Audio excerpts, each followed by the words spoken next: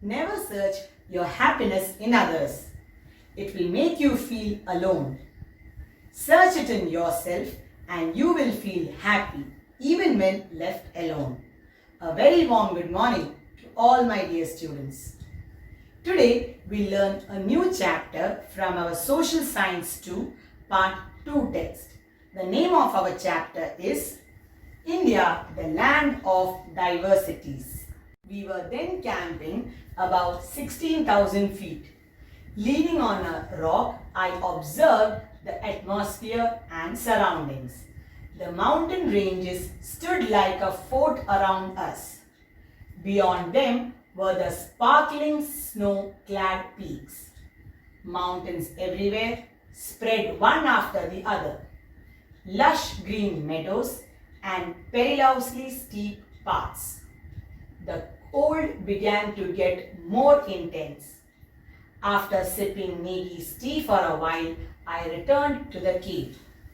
Here, these lines are taken from the famous book Devabhumilode by M.K. Ramachandran, the famous traveler and writer who has made numerous journeys along the Himalayan ranges. Now, let us learn the location of India.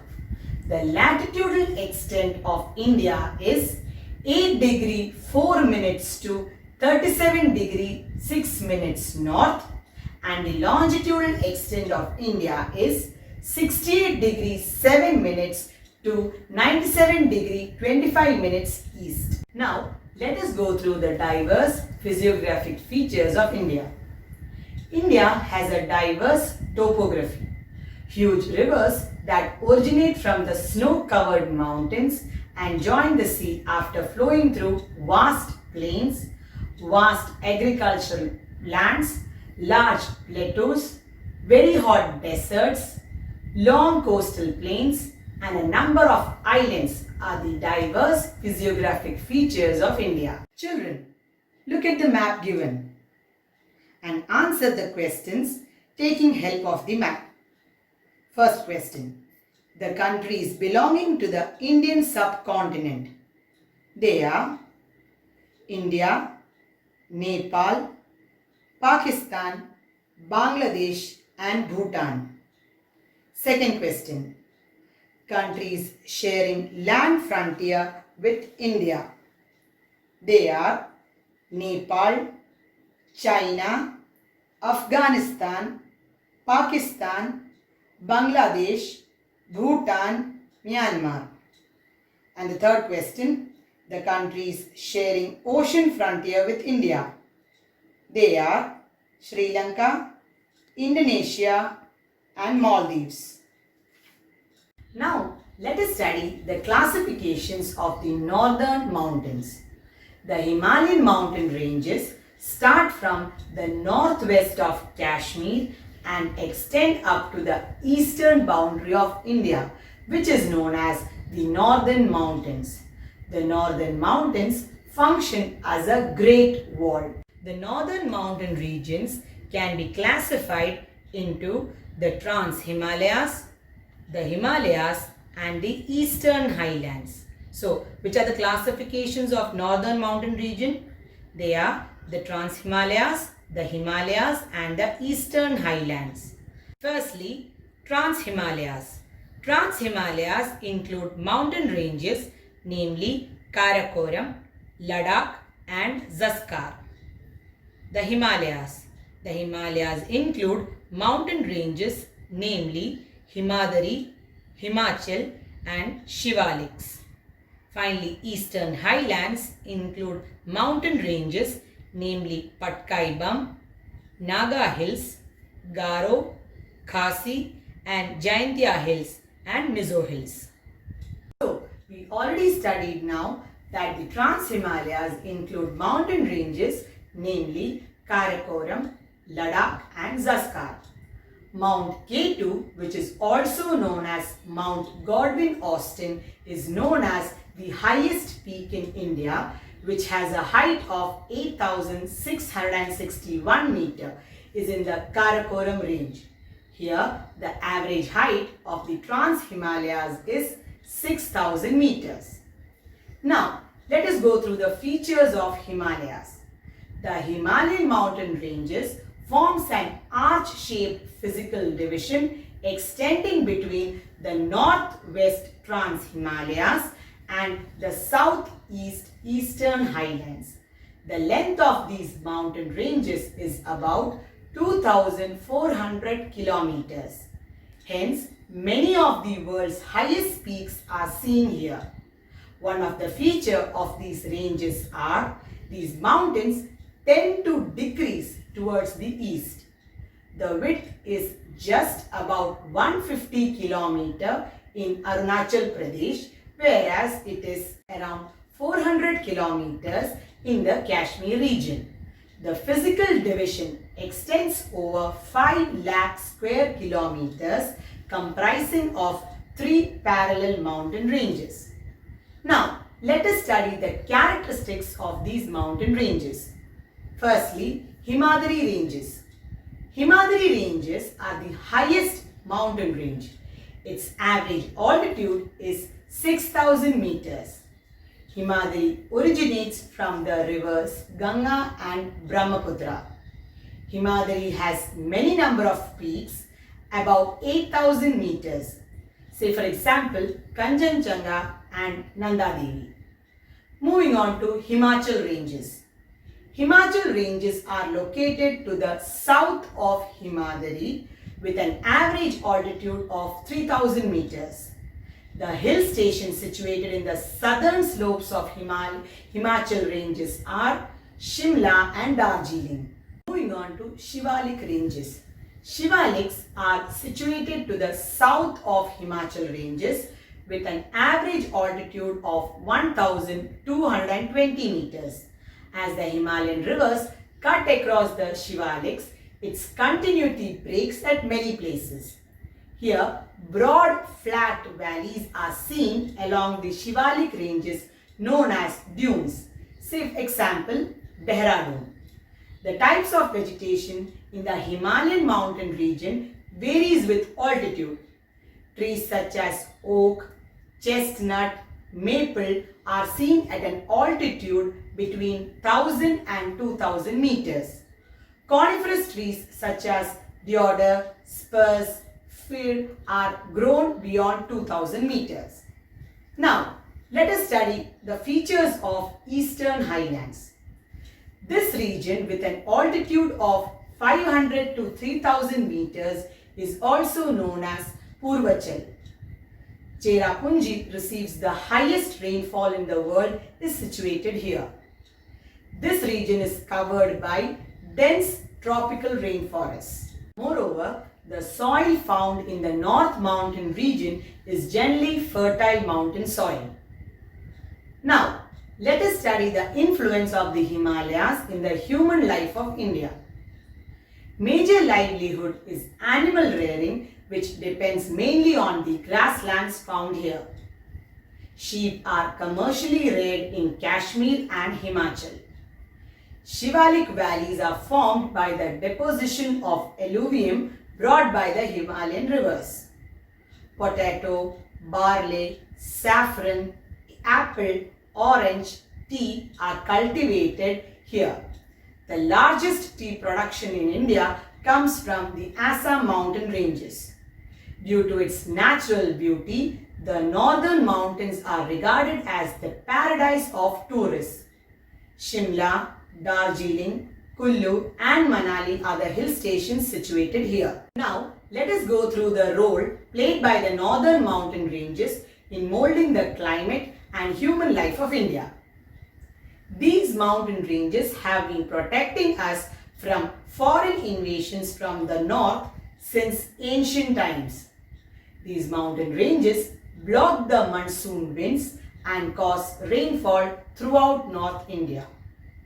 They prevent dry cold winds which blow from the north from reaching India during the winters. Diverse flora and fauna are found here. These ranges are the main source of many major rivers. Now, let us study the origin of Himalayan rivers. The rich sources of fresh water in the Himalayas are the snow-clad peaks and glaciers. Many great rivers have originated through the merging of streams which originate from the melting snow. These rivers are known as the Himalayan rivers. They are enriched by abundant rain along the valleys.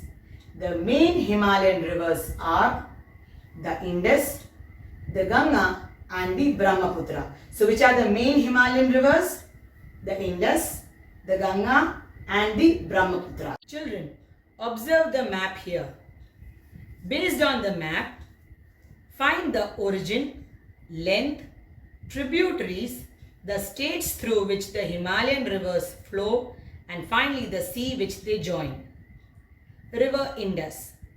The origin of River Indus is at Mansarovar Lake in Tibet. Its length is about 2,880 kilometers. The main tributaries of River Indus are Jhelum, Chenab, Ravi, Bias and Sutlej. The states through which it flows are Jammu and Kashmir. And finally, the River Indus joins Arabian Sea.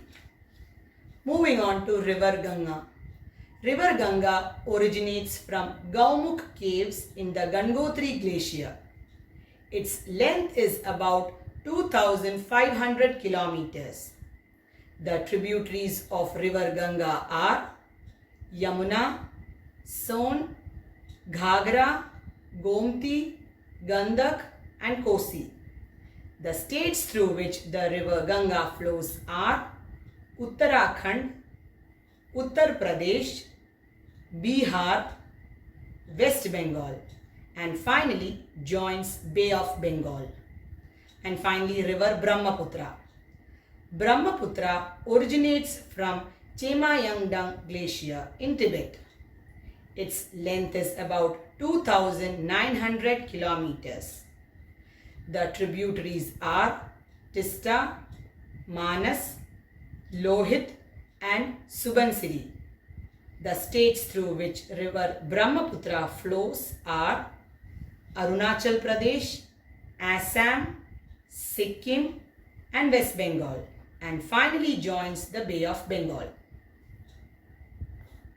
Now let us learn how the Himalayas were formed. The Himalayas are formed by the folding up of the lithospheric plates due to convergence. During the formation of the Himalayas, a huge depression of more than 2,000 meter depth took shape along the south parallel to the Himalayas. This plain was formed as a result of the continuous deposition by the rivers flowing down the Himalayas for thousands of years and with kilometers of thick sediments is one among the few large alluvial plains of the world. This plain is known as the Indus-Ganga-Brahmaputra plain. The main characteristic feature of the Indus-Ganga-Brahmaputra plain is the highly fertile alluvial soil. Now, let us see why the Northern Great Plain is also known as the granary of India. Crops such as wheat, maize, rice, sugarcane, cotton, pulses are cultivated here. As a result, the Northern Great Plain is one of the most densely populated regions in the world, as this region is known as the granary of India. In the western parts of the northern plains, rainfall is scarce. This is the reason why majority area in Rajasthan are deserts, which are known as Thar Desert. Here, population is sparse as dry and salty desert soil is found. Thorns and bushes form the natural vegetation in the Thar Desert region. Bajra, jowar are the major crops grown in Rajasthan, as these crops need very little amount of water to grow, and so cultivation is done through irrigation. The Punjab plain is a large plain which is formed by the deposition of Indus and its tributaries, namely Jhelum, Chenab, Ravi, Bias and Sutlej, and the major crops cultivated in the Punjab plain are wheat, maize and sugarcane.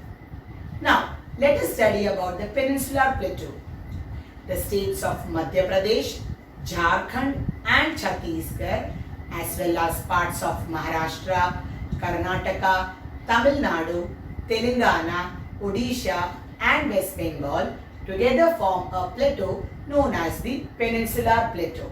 Peninsular Plateau is made up of hard crystalline rocks, which makes it the oldest and the largest physical division of India. The physical division of India extends about 15 lakh kilometers, which includes mountains, plateaus and valleys.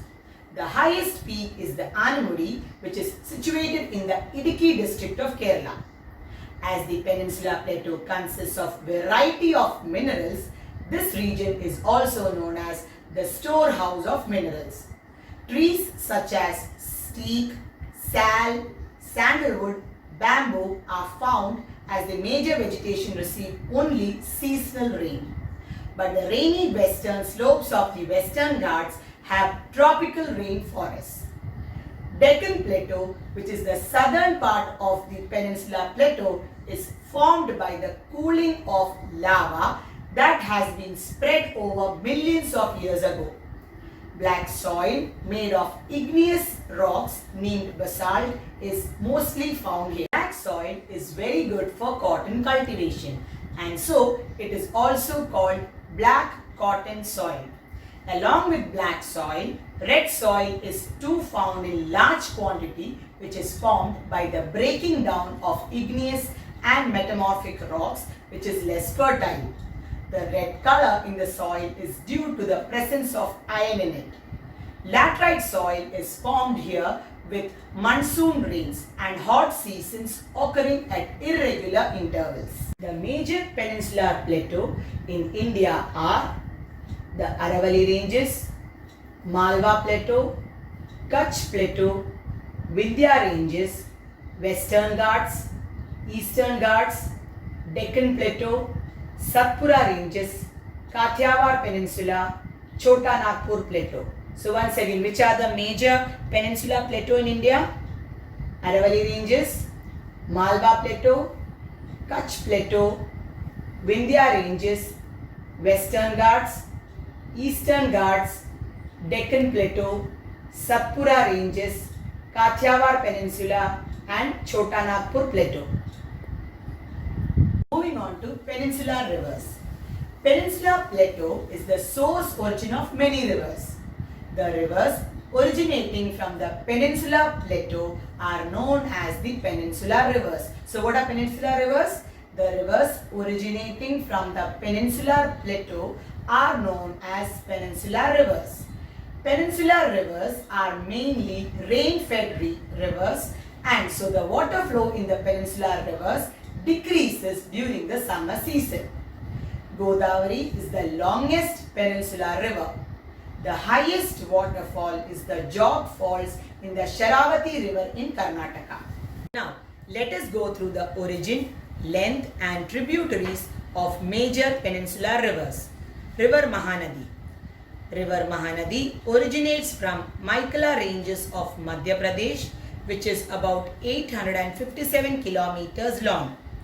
Its tributaries are Ib, Tel, and the river Mahanadi flows through Madhya Pradesh, Chhattisgarh and Odisha, finally joining Bay of Bengal. River Godavari. River Godavari originates from the Western Ghats of Nasik district of Maharashtra, which is about 1465 kilometers long. Main tributaries are Indravati and Shabari, flowing through Maharashtra, Andhra Pradesh and Telangana, and finally joining Bay of Bengal. River Krishna.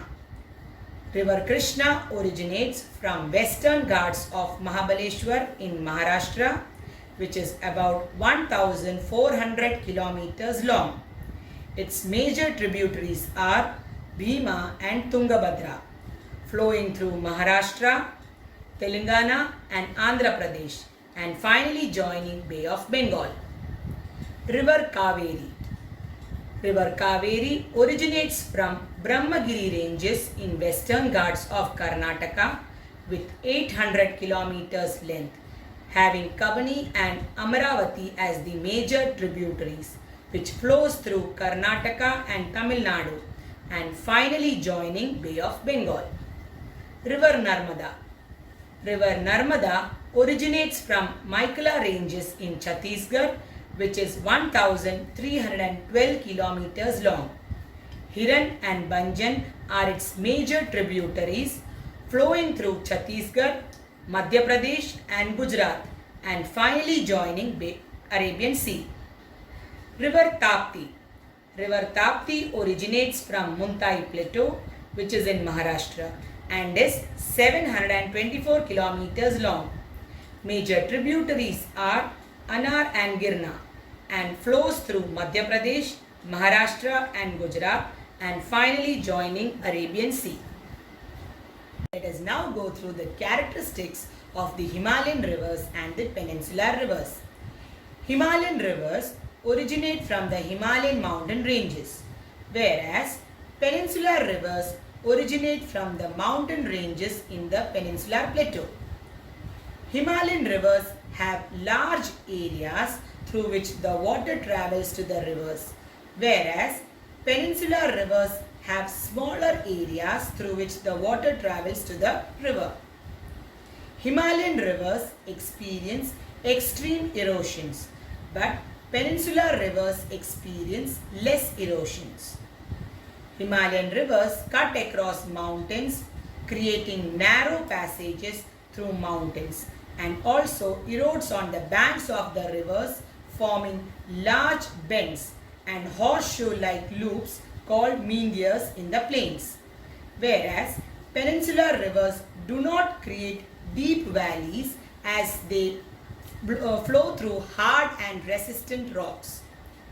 Himalayan rivers have high irrigation potential due to the deposition of alluvium and silt, whereas peninsular rivers have less irrigation potential as they flow through rocky areas.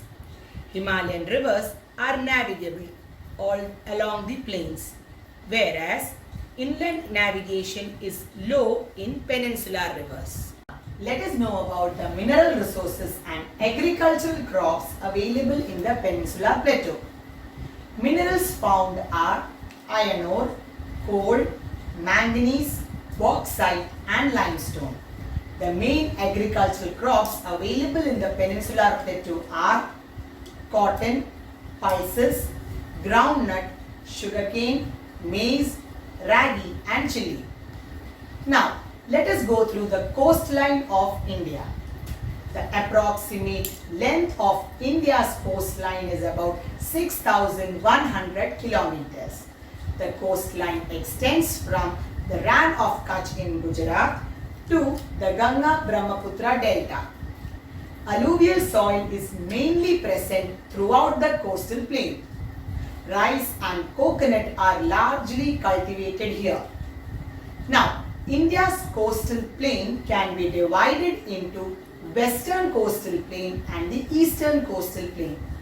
Let us go through their features. Western coastal plain lies between the Arabian Sea and the Western Ghats, whereas the eastern coastal plain lies between the Bay of Bengal and the Eastern Ghats. The western coastal plain extends from the Rann of Kutch to Kanyakumari, whereas the eastern coastal plain extends from the Sundarban Delta region to Kanyakumari. The western coastal plain is comparatively narrow, whereas the eastern coastal plain is comparatively wide. The western coastal plain can be divided into Gujarat coast, Konkan coast and Malabar coast, whereas the eastern coastal plain can be divided into North Zirkar plain and Coromandel coast. In the western coast, backwaters and estuaries are seen, whereas delta formation takes place under eastern coast. Moving on to the human life along the coasts. The main occupation of the people living in the coastal area is fishing. Tourism has great possibilities in the coastal plains. Along the west coast, rice and coconut are mainly grown, whereas along the east coast, rice is cultivated on the banks of river Mahanadi, Godavari, Krishna and Kaveri. Now, let us know more about our Indian islands. Lakshadweep Island is located in the Arabian Sea at a distance of about 300 kilometers offshore from Kochi. There are 36 islands in Lakshadweep, out of which only 11 are inhabited. They are Garam, Kadamat, Minikoi, Kavarati, Agati, Androth, Kalpeni, Aminidivi, Chetlat, Bitra and Kiltan. The capital of Lakshadweep Islands is Kavarati. The specialities of the Lakshadweep Islands are the lagoons, sandy beaches and coral reefs. The people here are largely dependent on the sea products for their survival as agriculture is scanty here. The main sources of income of Lakshadweep Islands are fishing and tourism. Now, let us know about Andaman and Nicobar Islands. Andaman Group comprises of about 200 islands and Nicobar Group has 19 islands. Most of these islands are not inhabited. Barren Island is the only volcano in India is located here. The Indira Point at the southernmost tip of the Nicobar Islands is considered as the southern end of India. Now, let us see the 5 major physiographic divisions of India. They are Northern Mountains, Great Northern Plains, Peninsular Plateau, Coastal Plains and Islands. So once again, which are the 5 major physiographic divisions of India? Firstly, Northern Mountains, Great Northern Plains, Peninsular Plateau, Coastal Plains and the Islands. Experienced heavy showers today. Using the instrument called rain gauge, we measured the rain and displayed it in the school notice board. It is so dry that even drinking water is scarce here. June is the hottest month. Cold is so severe here that the schools are closed for 2 days. This weather is said to be caused by the location of this place away from the sea. The one-day cricket match supposed to be conducted at the Chinnaswamy Stadium, Chennai, has been postponed. We were really looking forward to see the match.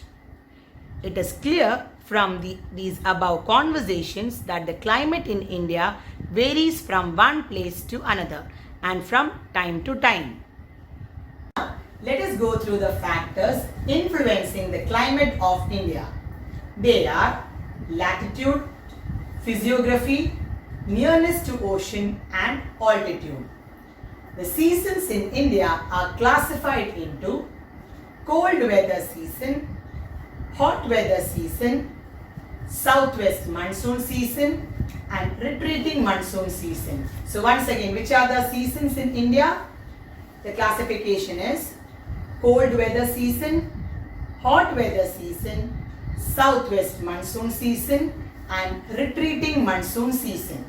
Now, let us study about the cold weather season experienced in India. India experiences winter when the sun is over the southern hemisphere, wherein India experiences severe fog and the valleys of Himalayas experience heavy snowfall. In India, cold season is experienced in North India. The reason for decrease in the intensity of cold season in southern India is because of the nearness to sea and its latitudinal position. In India, during cold season, temperature decreases and as one moves from south to north.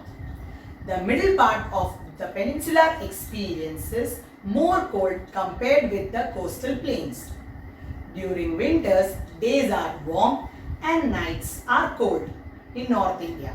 Snowfall is experienced in the hill stations like Manali and Shimla. Western disturbance is a peculiarity of the winter season in India.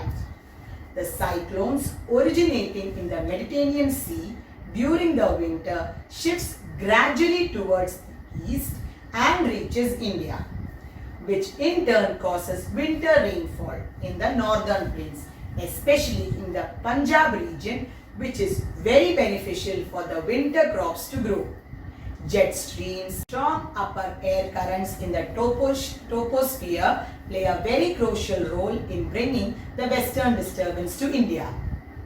Now, let us study about the hot weather season experienced in India. Hot season is experienced in the month of March, April and May. In the interior places, the intensity of hot season is high compared to the coastal places. The apparent movement of the sun is the reason behind this.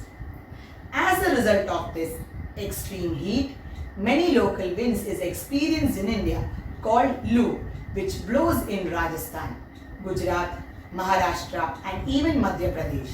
Kal Baisakhi originates over Bihar and Jharkhand and move towards West Bengal and Odisha. The highest temperature of summer is felt in Barmer in West Rajasthan. Now, let us know about the southwest monsoon season experienced in India. The southwest monsoon is experienced in the months of June, July, August and September. Here, the sun is over the north hemisphere. As a result, North India experiences very low pressure. High pressure is experienced over the oceans. Wind blows from high pressure to low pressure zones. So here, wind blows from Indian Ocean to the Indian subcontinent. Here, the wind deflects towards the right due to the Coriolis effect and reaches India as southwest monsoon winds. The southwest monsoon at southern tip of subcontinent branches into two as Arabian monsoon seas branch and the Bay of Bengal branch. The Arabian Sea branch reaches the Kerala coast by June, causing heavy rainfall, and then moves towards the states of Karnataka, Goa, Maharashtra and Gujarat, causing heavy rains there. But rains in Rajasthan is scarce as the monsoon branch, which enters through Gujarat, blows parallel to the Aravalli mountain ranges. The Bay of Bengal branch of the monsoon moves towards north by absorbing moisture from the Bay of Bengal. By the time it reaches West Bengal, crossing the Sundarban Delta, it splits into two branches. One branch reaches the northeastern states through Brahmaputra plains, causing heavy rains. There, the other branch reaches the Ganga plain, causing heavy rains in West Bengal, Bihar, Uttar Pradesh. This branch gets merged with the Arabian Sea branch in the Punjab plains and then moves to the north direction, causing heavy rains along the foothills of the Himalayas. And finally, northeast monsoon season, or also known as retreating monsoon season. Northeast monsoon is experienced in the months of October and November. The sun apparently shifts to the southern hemisphere, causing high pressure over the northern plains by the end of September. Low pressure is developed over the Indian Ocean, causing the winds to blow from the North India towards the Indian Ocean. These winds are dry winds which do not cause rain in India and are called northeast monsoon winds. This season is termed as northeast monsoon, is a transition period between the rainy season and the forthcoming winter season, and is mainly experienced during the months of October and November, causing days to be unbearable due to high temperature and humidity. This phenomena is known as the October heat. Winds blowing from the land to the sea due to the attraction of low pressure over the Bay of Bengal takes a northeast to southwest direction. These winds, which absorb moisture from the Bay of Bengal, causes rainfall all along the Coromandel coast, especially along the Tamil Nadu coast. This is the main rainy season of Tamil Nadu. Kerala and some parts of Karnataka also receive northeast monsoon rains. Children, observe the map given here and find the answers to the following questions. Question 1. Places receiving more than 200 centimeters of rainfall. The states are Kerala, Karnataka, Goa and Maharashtra. Question 2. Places receiving less than 60 centimeters of rainfall. The states are Rajasthan, western part of Gujarat, northern part of Jammu and Kashmir, central part of the Deccan Plateau. Third question. Reasons for these imbalances in the distribution of rainfall. The factors are physiography, nearness to ocean, distance from oceans, location of mountain ranges, extent of land and wind direction. Thus, India is commonly known as a tropical country. About half of India is located in the subtropical region of the Tropic of Cancer. The diversity of India exists in every aspect such as physiography, climate, lifestyle, culture, flora and fauna, natural resources, etc. form the basis of India's prosperity. It is our responsibility to safeguard these diversities. Children, that's all for today. Thank you. Stay home, stay safe.